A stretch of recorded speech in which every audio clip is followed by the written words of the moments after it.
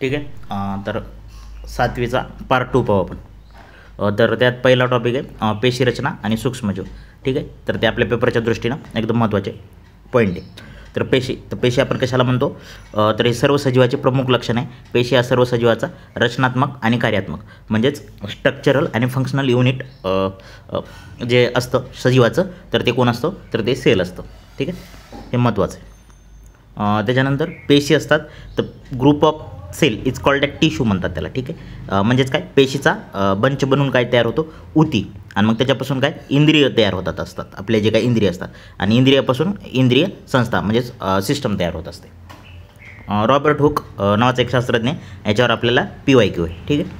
आता Robert Hooke या शास्त्रज्ञाने 1665मध्ये बुचाच्या झाडाचा पातळ काप घेतला आणि तो त्यांनी मायक्रोस्कोप खाली पाहिला. तर त्या कापमध्ये त्यांना जे काय मधमाशाचं या टाईपचं मधमाशाच्या पोळ्यातील कप्प्याप्रमाणे रचना दिसून आली. या कप्प्यांना त्याने पेशी हे नाव दिलं. ठीक आहे. आणि सेल म्हणजे काय, कप्पा असतो. ठीक आहे. आणि लॅटिन भाषेत सेला म्हणजे लहान खोली होय. ठीक आहे, म्हणजे कप्प्यासारखं दिसलं म्हणून त्याला सेल नाव पडलेलं आहे. ठीक आहे. इंग्रजीत आपण पेशीला सेल म्हणतो. त्यानंतर दुसरा एक महत्त्वाचा PYQ याच्यावर पण आहे. तर शॅल्डेन आणि थिओडर श्वान या 2 शास्त्रज्ञांनी पेशीच्या रचनेविषयी सिद्धांत मांडला. मग काय मांडला, तर सर्व सजीव पेशी पासून बनलेले असतात. ते काय म्हणले, जे काही सर्व सजीव जे असतात तर ते पेशीपासून बनलेले असतात, आणि पेशी हा सजीवाचा पायाभूत घटक आहे. ठीक आहे. मग त्याच्यानंतर 85ला त्यात एक विरशॉ आले. मग यांनी सर्व पेशीचा जन्म पूर्वी अस्तित्वात असलेल्या पेशीपासून तयार झाला असं विरशॉने सांगितलं. म्हणजे आता याच्यावर कॉन्फ्लिक्ट पण झाला होता प्रिलिमला. म्हणजे विरशॉनं सांगलं की कोणं सांगलं, सेल थेरीनं सांगलं, तर हे तिथं स्पष्ट मेन्शन केलं नव्हतं. तर हे एक्झॅक्टली आपल्या स्टेट बोर्डमध्ये पॉईंट आहे. काय, तर जे काही पेशी असतात तर त्या आधीच्या पेशीपासूनच तयार झालेली असतात सर्व पेशी. तर असं कोण सांगितलं, विरशॉ.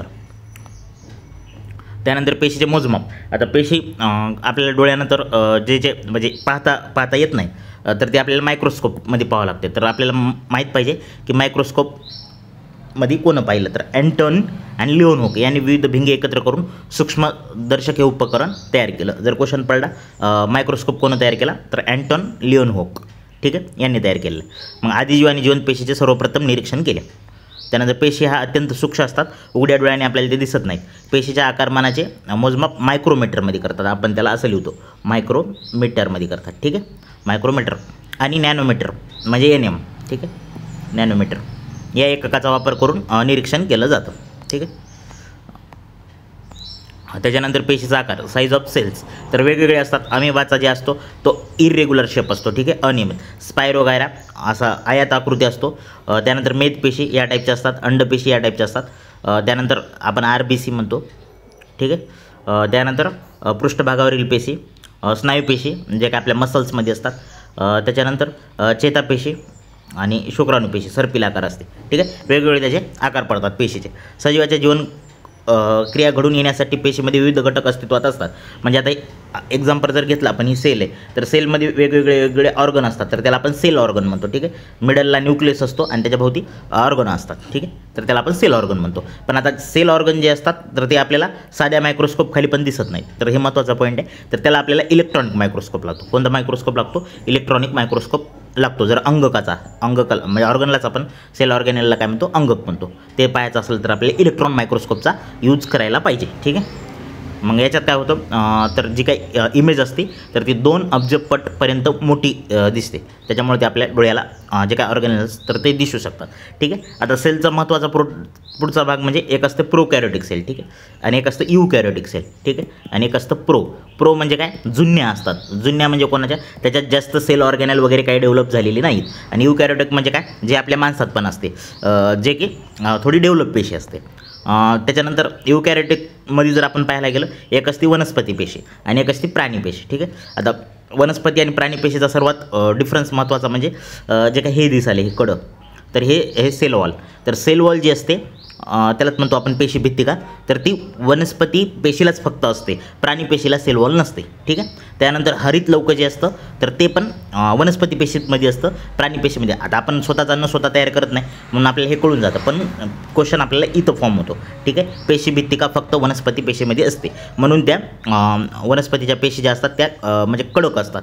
ठीक आहे, त्याचे खोडं वगैरे टणक असतात. का, तर पेशी भित्तिकेमुळे. ठीक आहे, आपल्या मऊ असतात. मग आपलं सर्वात बाहेरचं आवरण कोणतं, तर पेशीपट. पटल, म्हणजेच आपण त्याला इंग्रजीत म्हणतो सेल मेम्ब्रेन. काय म्हणतो? सेल मेम्ब्रेन म्हणतो. ठीक आहे, पेशी पटल नाही, याचं नाव मराठीत सेल मेम्ब्रेन. सेल मेम्ब्रेन लक्षात ठेवा, सेल मेम्ब्रेन. आणि मग जर वनस्पतीचा जर विचारलं तर हे सेकंड नंबरचा लेअर असतो सेल मेम्ब्रेन. ठीक आहे, बरोबर आहे, पेशी पटलच म्हणतात सेल मेम्ब्रेन.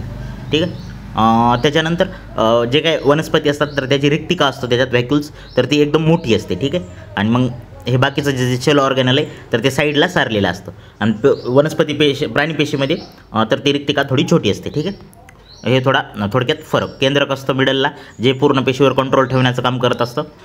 त्याच्यानंतर तंतुकणिका मायटोकॉन्ड्रिया, याला आपण पॉवर हाऊस ऑफ सेल म्हणतो. याच्यापासून एटीपीचे ॲडोनिसिन ट्रायफॉस्फेट, ठीक आहे, एटीपी तयार केले जातात. आणि मग एटीपीच्या मार्फत आपल्याला काय होतं, त्याचं कन्व्हर्जन होऊन ग्लुकोजचा मॉलिक्यूल, म्हणजेच आपल्याला काय भेटतं, एनर्जी भेटत असते. ठीक आहे, एटीपीच्या माध्यमातून. ते कोण करतं? मायटोकॉन्ड्रिया. ठीक आहे. त्यानंतर गॉल्गी पिंड, लयकारिका, रायबोझोम्स. आता पाहू, रायबोझोम हे प्रोटीन सिंथेसिसचं आपल्याला काम करत असतात. ठीक आहे. आता पेशीभित्तिका, हे सर्वात बाहेरचे आवरण कोणाचं? वनस्पती पेशीचं. आपलं का? नाही. ठीक आहे, पेशीपटल हे सर्वात बाहेरचं आवरण कोणाचं? प्राण्यांचं. ठीक आहे. पेशीद्रव्ये, आता आपण जे काही सेल पाहिले याच्यात एक चिकट द्रव्य असतो असा साचलेला, आणि त्याच्यात सेल ऑर्गॅनल असतात, तर त्याला म्हणतो आपण पेशीद्रव्ये. त्यालाच आपण सायटोप्लाझम म्हणतो इंग्रजीत. काय म्हणतो? सायटोप्लाझम.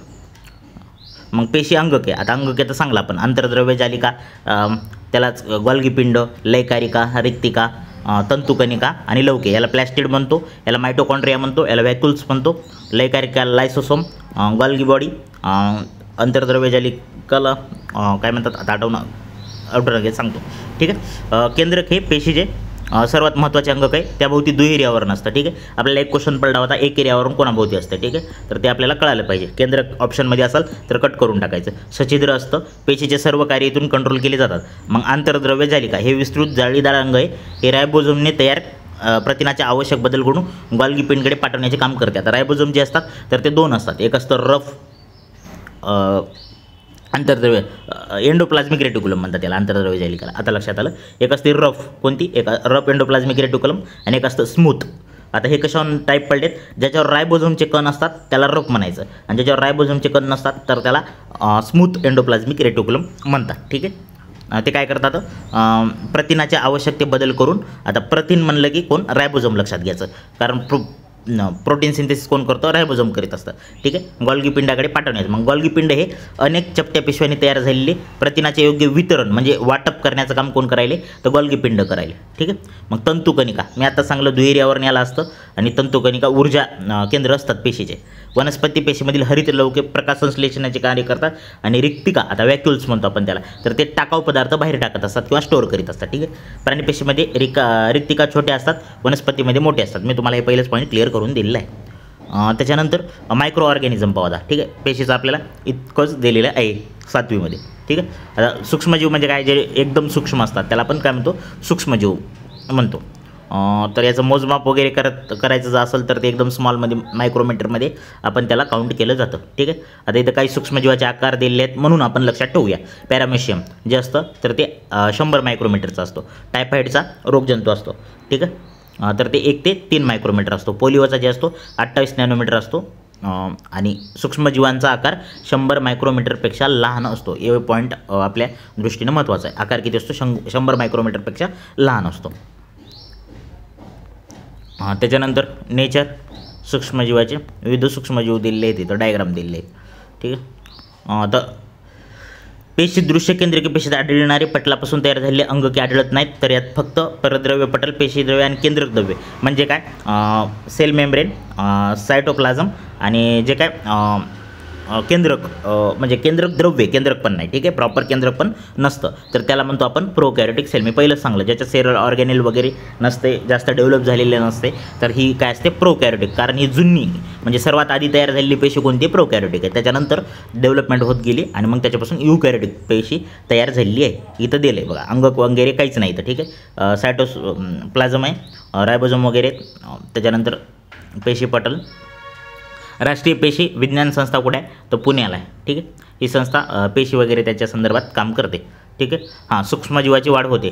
तर आता सूक्ष्मजीवाची वाढ छान होण्यासाठी काय लागतं, तर माती, पाणी कुजणारे पदार्थ, टेम्परेचर 25 ते 37, ठीक आहे. म्हणजे माणसाला 37 डिग्री सेल्सिअस पाहिलं ना आपण काल, 37 आपल्या बॉडीचं असतं. तर रूम टेम्परेचर किती असतं, 25. मग 25 ते 37 याच्या दरम्यान लक्षात ठेवून टाकायचं. विशिष्ट पोषक द्रव्य, उदाहरणार्थ शैवाल, हरितद्रव्य, ऑक्सिजन. आणि वातावरण कसं ओलसर, दमट आणि उबदार लागतं त्यांना, ठीक आहे. आकार, जीवन प्रक्रियेनुसार सूक्ष्मजीवाचे शैवाल, कवके आदी जीव, जीवाणू आणि विषाणू यामध्ये वर्गीकरण केले जातात. आणि जे विषाणू आहे त्याला आपण जीव म्हणत नाही, ठीक आहे. जनरली सजीव आणि निर्जीवच्या बाउंड्री लाईनवर जीवाणू असतो. का, तर त्याच्यात सेलच नसते. उपयुक्त मायक्रो ऑर्गॅनिझम, आता उपयुक्तमध्ये वगैरे ईस्ट वगैरे ते असतात, ठीक आहे. सूक्ष्मजीवाच्या क्रियेमुळे काही कार्बनी पदार्थ दुसऱ्या कार्बनी पदार्थाच्या रूपांतरित होण्याच्या रासायनिक क्रियेला किण्वन म्हणतात, म्हणजे फर्मेंटेशन म्हणतो, ठीक आहे आपण. तर या क्रियेत उष्णता निर्माण होऊन कार्बन डायऑक्साईड वायू तयार होतात, ठीक आहे. हे वायू पदार्थ आकारमान वाढवतात, ठीक आहे. म्हणजे पाव, इडली, आता इडलीचं आपण ठेवलं तर ते फुगते, तर ते याच्यामुळं वाढते, ठीक आहे. कार्बन डायऑक्साईड आणि वायू मग ते फुगवत असतात. हे वायू बाहेर पडताना फसफसतात आणि मग दुधाचे दही बनणे, फळे धान्य याच्यापासून अल्कोहोल तयार केलं जातं, पिठापासून पाव बनणे, acetic acid, citric acid, lactic acid, जीवनसत्व, प्रतिजैविके यांच्या निर्मितीमध्ये किण्वन प्रक्रियेचा उपयोग केला जातो, ठीक आहे.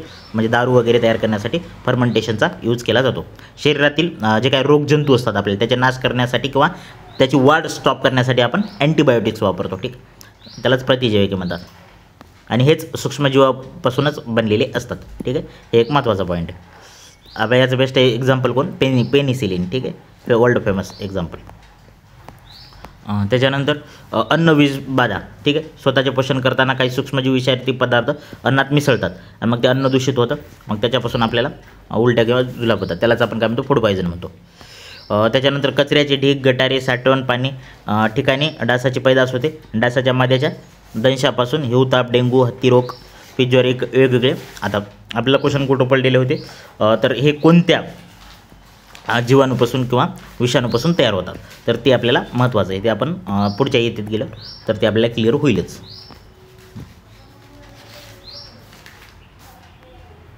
ठीक आहे. निरोगी माझ्या शरीराचे तापमान 37 डिग्री सेल्सिअस असते, तर ते ऑलरेडी मी क्लिअर करून दिलेलं आहे, ठीक आहे. त्याच्यात दुसरं काही महत्त्वाचं नाही, ठीक आहे. त्यानंतर पुढचा टॉपिक आहे मानवी स्नायू आणि पचनसंस्था. हे पेशीचा टॉपिक थोडा महत्त्वाचा होता पण त्याच्यानं थोडा स्लो घेतला, ठीक आहे. स्नायू गरजेनुसार आकुंचन आणि शिथिलीकरण त्याचं होत असते, ठीक आहे.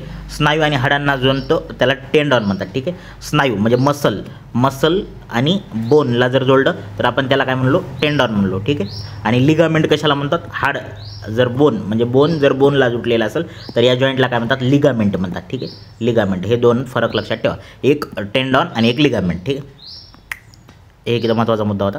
हां, मानवी शरीरात 600पेक्षा अधिक स्नायू असतात, ठीक आहे. हे पण लक्षात ठेवा. प्रौढ निरोगी शरीराच्या वजनाच्या सुमारे 40% वजन स्नायूचे असते आणि आपण 8% ब्लडचं पाहिलेलं आहे. कशाचं, 8%, म्हणजे एकूण बॉडीचं जेवढं वेट आहे त्याच्या 8% काय असतो, ब्लड असतो. आणि 40% वजन कशाचं असतं, स्नायू. टोटल 48 गेले, ठीक आहे. जसं जसं अपडेट होत जाईल तसं तसं लक्षात पॉईंट सेपरेट ठेवायचे. मानवी चेहऱ्यामध्ये जवळपास 30 स्नायू असतात. किती, 30 स्नायू. आणि आपण बोन पाहिलं 6वीमध्ये, बोन किती पाहिले होते मानवी शरीरामध्ये, तर आपण जवळपास 8 + 14 एकूण डोक्यामध्ये किती पाहिले होते, 22, ठीक आहे, कवटीमध्ये. तर चेहऱ्यामध्ये 8 + 14 = 22, हे तर एकूण कवटीमध्ये झाले, ठीक आहे. आणि स्नायू जर म्हणलं तर 30 म्हणायचं, किती, 30. त्याच्यानंतर स्नायूचे प्रकार पडतात, एक व्हॉलंटरी आणि एक इनव्हॉलंटरी. अनैच्छिक म्हणजे काय, ज्याच्यावर आपण कंट्रोल नसतं, म्हणजे श्वसन, पचन किंवा आपलं हर्ट जे असतं, तर ते अनैच्छिक म्हणजे आपल्याला स्टॉप करता येतं का, नाही. अनैच्छिक म्हणजे कसं, आपण हातपाय हलवणं वगैरे ते, तर ते व्हॉलंटरी असतात, म्हणजे आपण त्याच्यावर म्हणजे नाही हलवायचं तर स्टॉप करू शकतो, ठीक आहे. त्यानंतर अस्थिस्नायू, ठीक आहे. अनेक असतात हृदयाचे स्नायू, त्याला आपण कार्डियक मसल म्हणतो. अनेक असतात स्मूथ मसल, ठीक आहे. आता अस्थिस्नायू म्हणजे काय, स्नायूची दोन्ही टोके वेगवेगळ्या हाडांनी जोडलेले असतात आणि स्नायू टू हाड जोडणं आपण त्याला काय म्हणलं, टेंडॉन म्हणलं. काय म्हणलं, टेंडॉन. हे मुद्दा क्लिअर पाहिजे आपला, ठीक आहे. मग त्याच्यानंतर कार्डियक मसल जे हृदयाचे असतात त्याला आपण कार्डियक म्हणतो, ठीक आहे. म्हणजे त्याला 70 वेळा 72 आहे, लक्षात ठेवून टाका. त्यानंतर स्मूथ मसल, ठीक आहे. जे काय आंतरतनीय स्नायू आढळतात म्हणजे जठरे, आतडे, रक्तवाहिन्या, तिथं जे मांस असतं तर त्याला आपण काय म्हणतो, स्मूथ मसल म्हणतो, ठीक आहे. त्याच्यानंतर स्नायूचे कार्य कसे चालते, तर कळून जातं, ठीक आहे. हां, आपल्या दंडामध्ये हाडाच्या वरच्या बाजूला स्नायूला बायसेप्स असतं, ठीक आहे. आपण म्हणतो ना बायसेप्स बनवायचे, तर ते कुठं असतं, दंडात असतं. आणि ट्रायसेप्स जे असतं खालच्या बाजूला असलेल्या स्नायूच्या ट्रायसेप म्हणतो, ठीक आहे. आपण त्रिशस्त्रीय स्नायू, खूप मराठीत अवघड नाव होते. हां, स्नायूच्या अभ्यासाला मायोलॉजी म्हणतो, ठीक आहे. मायोलॉजी, स्टडी ऑफ मसल्स, ठीक आहे. तर त्याला आपण काय म्हणतो, मायोलॉजी म्हणतो. हे एक महत्त्वाचा पॉईंट आहे. हां, तसं सर्वात हे पण आपला PYQ आहे. शरीरातील सर्वात मोठा स्नायू मांडीमध्ये असतो आणि आपण हाड पण पाहिलं मांडीमध्येच असतं. सर्वात लहान स्नायू जे असतो कानामध्ये स्टेप्स या हाडाला जोडला असतो आणि सर्वात लहान छोटा हाड पण आपल्या कानातच असतं, ठीक आहे. त्याचा आपण क्रम लक्षात ठेवला होता. कोणता लक्षात ठेवला होता, मिस, ठीक आहे. मॅलस इनकस स्टेप्स, ठीक आहे. त्यानंतर पचनसंस्था, जे काय आपलं अन्न पचन होतं त्याला आपण पचनसंस्था म्हणतो.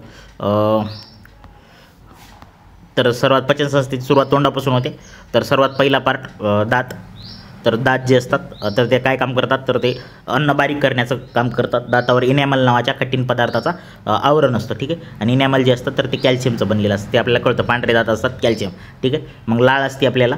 लाळ जे असते तर त्याला टायलिन अमायलेज नावाचे एन्झाईम असतं. लाळेत कोणतं एन्झाईम असतं, म्हणून पचनाची सुरुवात आपण कुठून तयार होते, तर डायरेक्ट तोंडातूनच होते. असा क्वेश्चन एक बार पडलेला आहे, ठीक आहे. का तर अमायलेज नावाचं विकर असतं, ठीक आहे. स्टारचे रूपांतर कशात करतो, माल्टोज या शर्करेत करतो स्टारचे रूपांतर, ठीक आहे. आता एन्झाईम कशाला म्हणायचं, याच्यावर क्वेश्चन पडलेलं आहे आपल्याला. सजीवाच्या शरीरात स्त्रवणारी विशिष्ट रासायनिक पदार्थ असतात हे. आणि पचनसंस्थेतील विकर खाद्यपदार्थात म्हणजे जे काय आपण खातो त्याच्यात चेंजेस घडून आणतात. ते केवळ उत्प्रेरकाचे कार्य करतात, ठीक आहे. विकराशिवाय चयापचय क्रिया शक्य होत नाही, म्हणजे एन्झाईम पाहिजेच आपल्याला. जर मेटाबॉलिक रिॲक्शन करायचे असतील तर एन्झाईम लागतातच. विकर ही एक प्रकारची प्रोटीन असतात, ठीक आहे. आणि विकर हे सर्वसाधारण तापमानाला सर्वाधिक क्रियाशील असतात, ठीक आहे. त्याच्यानंतर तोंडात अन्नाचा घास घेतला तर पचनक्रियेला सुरुवात होते, ठीक आहे. जर क्वेश्चन पडला पचन कुठून चालू होते, तर तोंडातून चालू होते, ठीक आहे.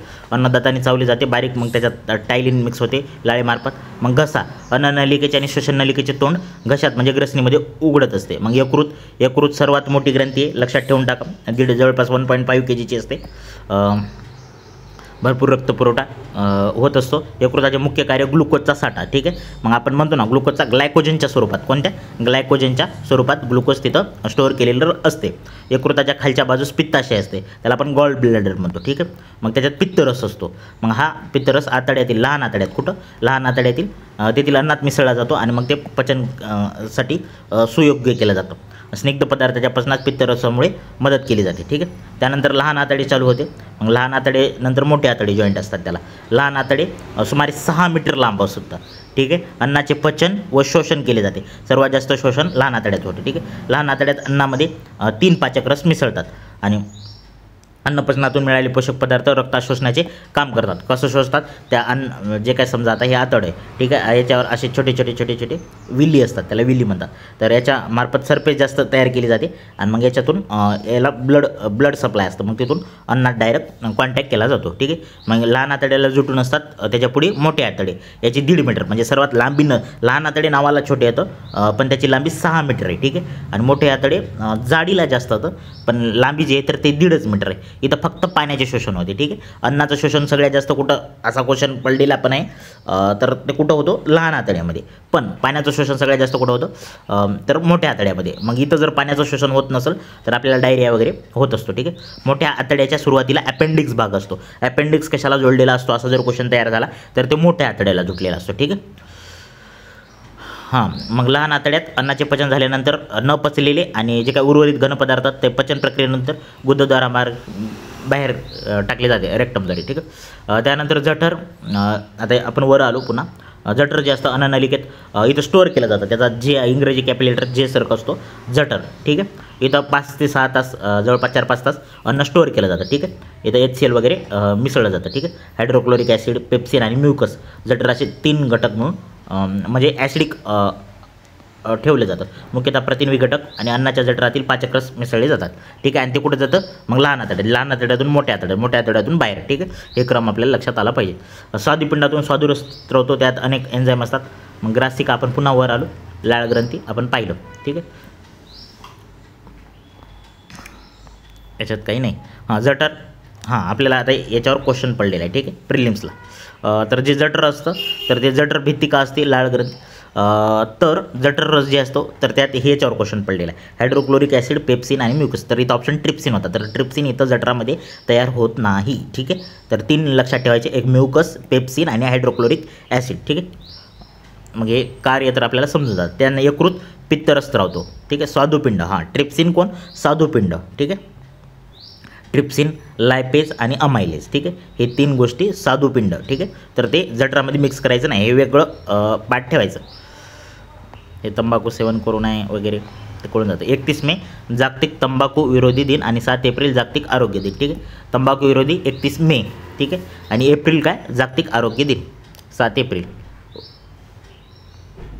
हां, त्यानंतर पुढचा टॉपिक बदल भौतिक आणि रासायनिक. नैसर्गिक बदल. हां, आता नॅचरल चेंज या टॉपिकमध्ये असं जास्त काय महत्त्वाचं नाही, ते कळून जातं. शीघ्र होणारे, त्याला फास्ट बदल, सावकाश, स्लो प्रोसेस, ते कळून जातं आपल्याला. त्यात काही नाही आहे, MCQ सारखं तर बिलकुलच काही नाही आहे.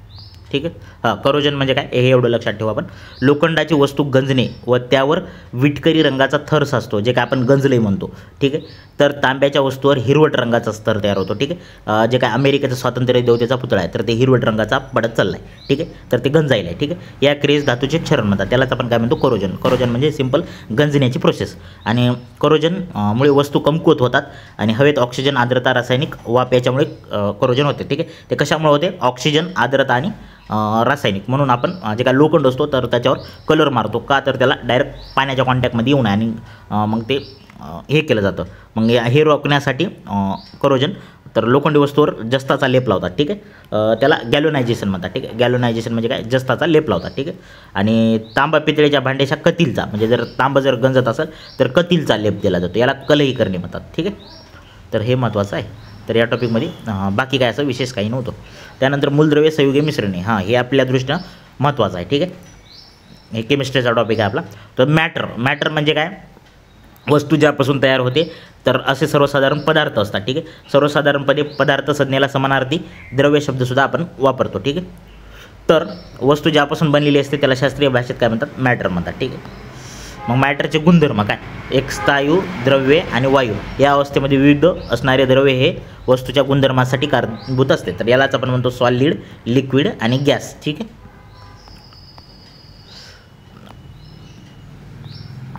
त्याच्यानंतर निसर्गात आढळणारी काही द्रव्ये शुद्ध स्वरूपात असतात, म्हणजे त्याच्या एकच घटक असतो. ठीक आहे, एकच घटक द्रव्याला वैज्ञानिक परिभाषेत पदार्थ म्हणतात. काय म्हणतात, पदार्थ म्हणतात. जसे सोनं, हिरा, पाणी, चुनखडी इत्यादी. आणि मिश्रण हे कोणाला म्हणतात, ज्याच्यात द्रव्य 2 किंवा अधिक पदार्थाचे बनलेले असतात त्याला आपण काय म्हणतो, मिक्सचर म्हणतो. ठीक आहे, एकच घटकापासून तर त्याला आपण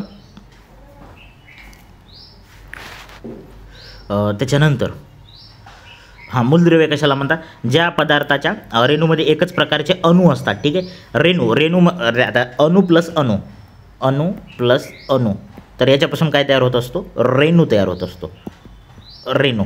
ठीक आहे, पण आता ज्या पदार्थात रेणूमध्ये एकाच प्रकारचा म्हणजे सेम प्रकारचा अणू आहे, म्हणजे आपण O2 घेतलं. ठीक आहे, तर याला काय म्हणतो आपण, एकाच प्रकारचे अणू असतात त्याला आपण मूलद्रव्य म्हणतो. ठीक आहे, O2. ठीक आहे, मूलद्रव्याचे विघटन करून वेगवेगळे पदार्थ तयार, याच्यात काही नाही. हां, इथं महत्त्वाचा पॉईंट आहे आपल्याला. तर अर्थशास्त्रीय आत्तापर्यंत शास्त्रज्ञांनी 118 मूलद्रव्याचा शोध लावलेला आहे. त्यापैकी 92 जे आहेत तर ते नॅचरल होतं. ठीक आहे, नॅचरल आढळतात, आणि उर्वरित जे आहेत तर ते मानवनिर्मित आहेत. तर hydrogen, oxygen, nitrogen, carbon, Loha, पारा, तांबे इत्यादी नैसर्गिक मूलद्रव्य आहेत, आणि ते आपल्याला वेगवेगळे शोध लावलेले आहेत. ठीक आहे, 118 तर 92 नॅचरल, तर ह्या आकडा लक्षात ठेवून टाका. ठीक आहे, मग डेमोक्रॅटस नावाच्या मूलद्रव्याच्या लहान कणाचा अणू असे नाव दिले. अणू नाव कोण दिले, डेमोक्रॅटस. ठीक आहे, आपल्या इथं मर्शी कण होते पण त्याचा उल्लेख यांनी केलेला नाही आहे, कारण ग्रीक भाषेत ॲटॉमस म्हणजे अविभाज्य, म्हणजे कापता न येणारा असा भाग. ठीक आहे, तर त्याला नाव ॲटम पडले. ठीक आहे, मग डाल्टन जे आहेत ते 1803ला अणू निर्माण करता येत नाही, किंवा लहान कणामध्ये त्याला डिवाईड बी करता येत नाही, त्यांना नष्ट पण करता येत नाही असं डाल्टननं सांगितलं. ठीक आहे, मग त्यांनी विशिष्ट चिन्हाचा वापर करून मूलद्रव्ये दर्शवली आहेत. C for Tambe, plus for sulphur, dot for hydrogen, हे तिन्ही लक्षात ठेवा. ठीक आहे, C तांबे, प्लस सल्फर आणि डॉट हायड्रोजन. ठीक आहे, निसर्गात ऑक्सिजन वायू रूपात आढळतो आपल्याला. ऑक्सिजनचे 2 अणू एकत्र करून जोडल्या जाऊन स्वतंत्र अस्तित्वात असलेला ऑक्सिजनचा रेणू म्हणजे आपण O2 म्हणलं. ठीक आहे, जसे डोळ्यांना दिसत नाहीत ते रेणू डोळ्यांना दिसत नाहीत. ठीक आहे, रेणू पण डोळ्यांना दिसत नाहीत, ठीक आहे. त्यानंतर आता इथं काय महत्त्वाचे मूलद्रव्य दिलेले आहेत, ठीक आहे. हायड्रोजनला याचा वापरतो आपण helium, lithium, beryllium, boron, carbon, nitrogen, oxygen, fluorine, neon, ठीक आहे. त्यानंतर sodium, magnesium, aluminium, silicon, phosphorus, sulphur, chlorine, argon, potassium, calcium हे झाले 20पर्यंत, ठीक आहे. आपल्याला 30पर्यंत तरी ॲटलिस्ट 30पर्यंत आणि महत्त्वाचे तेवढे आपण मी साईडला चार्ट करून त्याचा देतो, तर ते तेवढे पाठ करून टाका, ठीक आहे. हां, त्याच्यानंतर सर्वसाधारण आता 6वीला आपण एकदम बेसिक पाहिलं होतं धातूचं, तर सर्वसाधारणपणे मूलद्रव्याचे वर्गीकरण आपण धातू आणि अधातू, ठीक आहे. आणि एक थर्ड पण एक येतं, तर त्याला आपण मेटॅलॉइड्स म्हणतो, ठीक आहे. आता धातू म्हणजे काय आपण हे 6वीत पाहिलेलं आहे, ठीक आहे. ज्याला वर्धनीयता, तन्यता, good conductor of electricity, heat, त्यानंतर घनता, चकाकी, नादमयता असे गुणधर्म येतात, ठीक आहे. तर त्याला आपण धातू म्हणलं होतं, ठीक आहे. त्याचे आणि जे गुणधर्म मूलद्रव्याचे असे दिसून येत नाहीत, म्हणजे आता सांगलेले, तर त्याला आपण काय म्हणतो अधातू म्हणतो. त्यात फॉस्फरस, सल्फर, क्लोरीन इत्यादी घटक येतात. आणि मेटॅलॉइड्स म्हणजे काय हा मूलद्रव्याचा तिसरा गट आहे. उदाहरणार्थ आर्सेनिक, सिलिकॉन आणि सिलियम हे तिन्ही पॉईंट पाठ करा. आर्सेनिक, सिलिकॉन आणि सिलियम हे काय मेटॅलॉइड्स आहेत.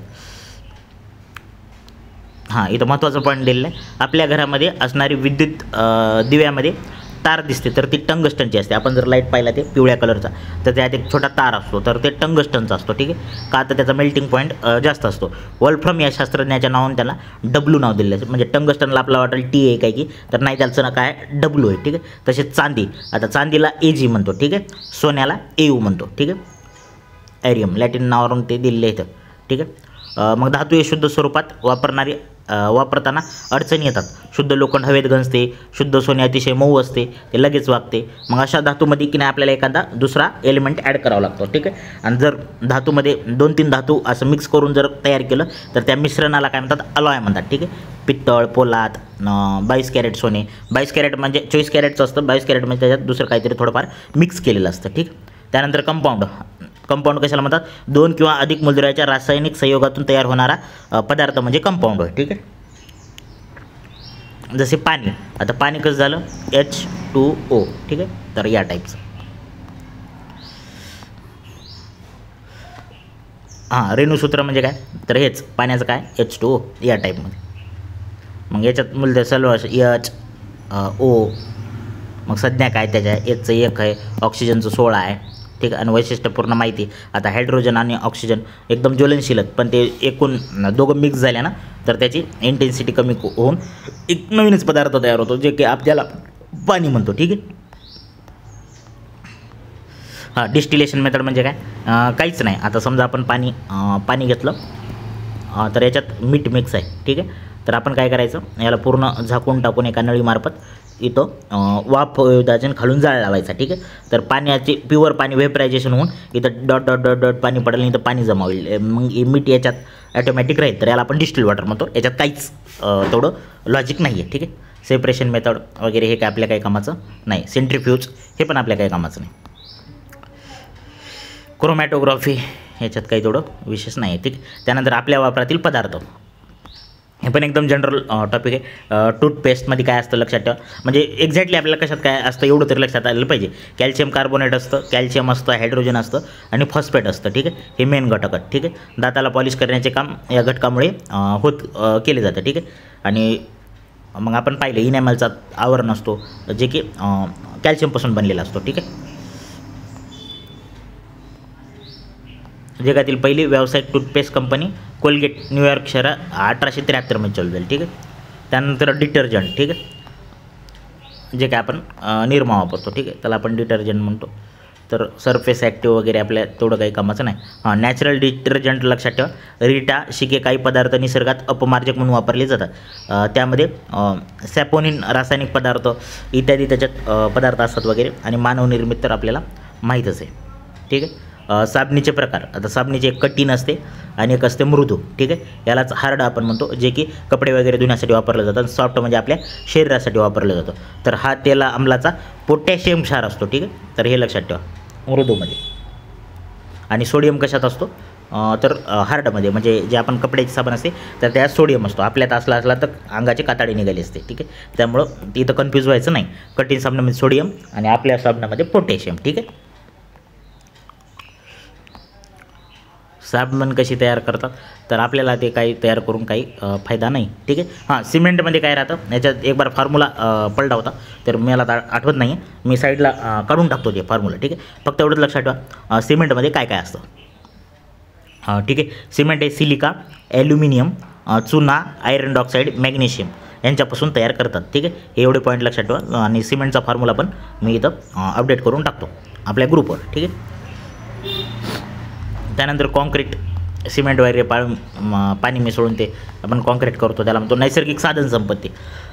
तर खनिजे आणि धातुके, जे काय धातुकापासून धातू मिळवण्याच्या प्रक्रियेला काय म्हणतात, एक्स्ट्रॅक्शन. म्हणजे समजा आता लोह डायरेक्ट आपल्याला लोखंड सापडणार नाही, लोखंड असलेली माती सापडते, त्यातून जर आपण लोखंड काढतो तर त्याला आपण एक्स्ट्रॅक्शन म्हणतो, ठीक आहे. मग त्याच्यासाठी वेगवेगळ्या मेथड वापरल्या जातात, मिनरल्स आणि ओर्स, ठीक आहे.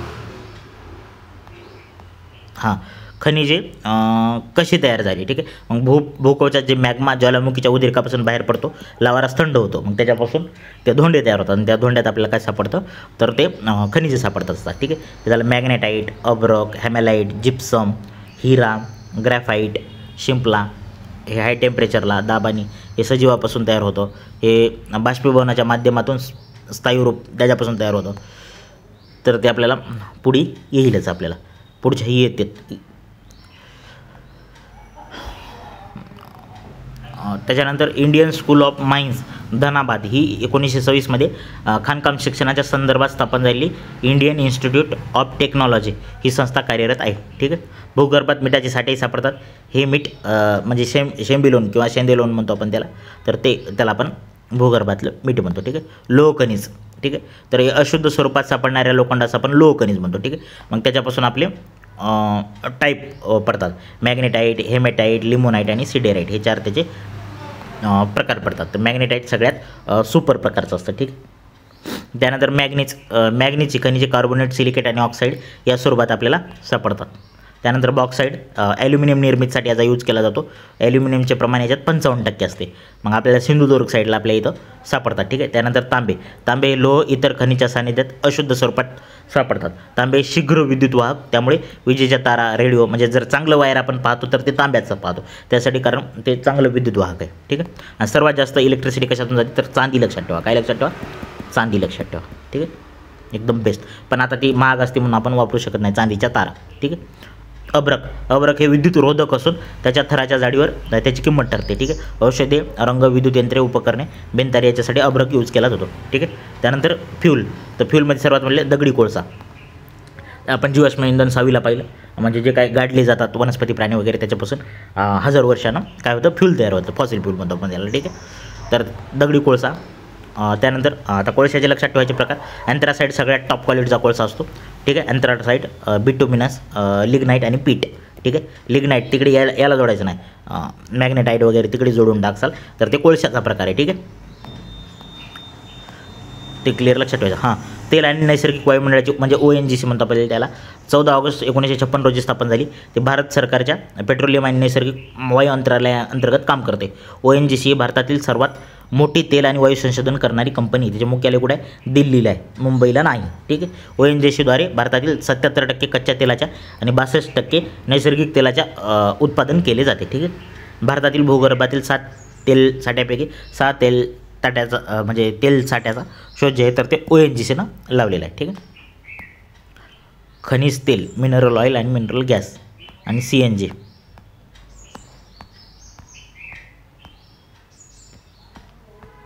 ठीक आहे, थोडा टॉपिक राहिला, हे एवढं घेऊन आपण ब्रेक घेऊ, ठीक. मग आपण पार्ट 3 करू, कारण 7वी थोडंसं मोठं आहे, तर याचे पार्ट 3 पण करू. आता नॅचरल गॅस, तर नैसर्गिक वायू हे जीवाश्म इंधन असून पेट्रोलियमच्या सानिध्यात सापडते, ठीक आहे. आणि नैसर्गिक वायूमध्ये मिथेन असतो, काय मुख्य घटक हा मिथेन, त्यालाच आपण CH4 म्हणतो. त्यानंतर इथेन, प्रोपेन आणि ब्युटेन हे अल्प प्रमाणात असतात, ठीक आहे. मेन घटक कोणता, मिथेन नॅचरल गॅसमध्ये. नॅचरल गॅस हा भूगर्भातील सजीवाच्या अवशेषापासून उच्च दाबाखाली तयार होत असतो, ठीक आहे. मग हे इंधन वाहिनीच्या साहाय्याने दूरवर वाहून नेले जाऊ शकते. मग ते जाळ जे असतं तर त्याला नॅचरल गॅस आपण CNG, ठीक आहे. कॉम्प्रेस्ड नॅचरल गॅस किंवा LNG लिक्विफाईड नॅचरल गॅसमध्ये रूपांतर केले जाते. मग त्याची वाहतूक सोपी जाते आपल्याला. ठीक आहे. मिनरल सॉइल्स म्हणजे काय, ते जमिनीखाली किंवा समुद्राच्या तळाशी जे काही गाडले गेले वनस्पती प्राणी त्याच्यापासून ते तयार होतं. खनिज तेल हे भूगर्भातील विहिरीद्वारे काढले जाते. ठीक आहे. खनिज तेल हे प्रामुख्याने पंकाश्म शेल वालुकाश्म चुनखडक या भूगर्भात 1000 ते 3000 मीटर म्हणजेच 1 ते 3 किलोमीटर खोलीपर्यंत ते आपल्याला सापडतं. ठीक आहे. मग त्यापासून आपण पेट्रोलियम कच्चे तेल वगैरे काढतो. ठीक आहे. पेट्रोलियम हे प्रामुख्याने हायड्रोकार्बन या प्रकारच्या मिश्रणातून तयार केलेलं असतं. मग ऑक्सिजन नायट्रोजन या गंधकाचे संयुग पण त्याच्यात असतात. ठीक आहे. मग पेट्रोलियमपासून विमानाचे पेट्रोल डिझेल केरोसिन नॅफ्ता वंगण डांबर हे इत्यादी त्याच्यातून आपल्याला प्रकार सापडतात. आता CNG पाहिलं ना आपण, कॉम्प्रेस्ड नॅचरल गॅस, तर सहज पेट घेतो तो. आता गाड्या पण आल्या CNGवरल्या. ज्वलनानंतर घनकचरा शिल्लक राहत नाही, कमी प्रमाणात CO2 उत्सर्जन करतो, प्रदूषके तयार होत नाहीत आणि सहजतेने वाहून नेता येतो आणि ज्वलनावर सहज नियंत्रण ठेवता येते. ठीक आहे. हे त्याचे फायदे आहेत. ठीक आहे.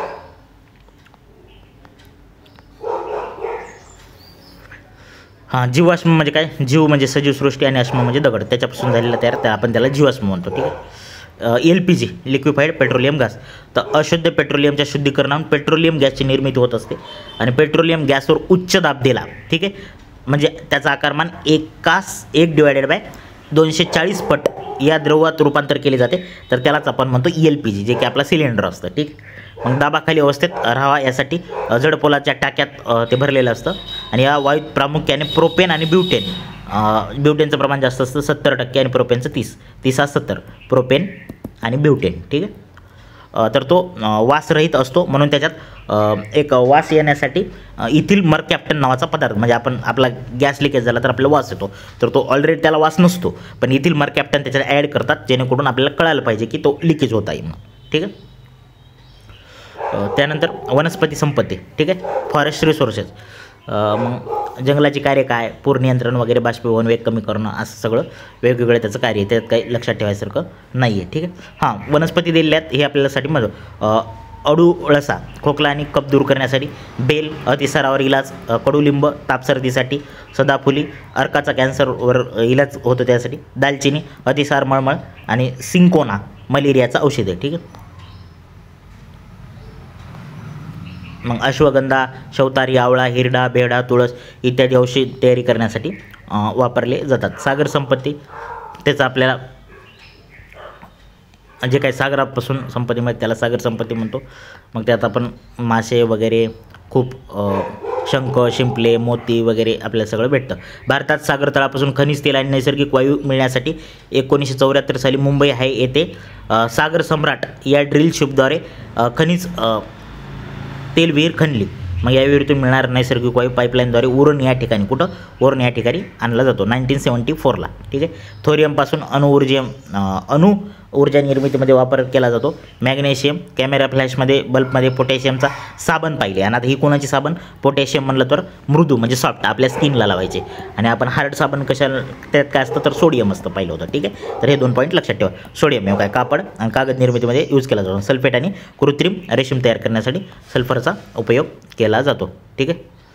सागरी व्यवसाय, मिठागरे मासेमारी वाहतूक सागरी पर्यटन शोभेच्या वस्तू. ठीक आहे. तर ठीक आहे, आपण इथं थांबू. आपण याचा 3रा पार्ट करू, हे खूप लेंदी होत आहे. ठीक आहे. Thank you so much.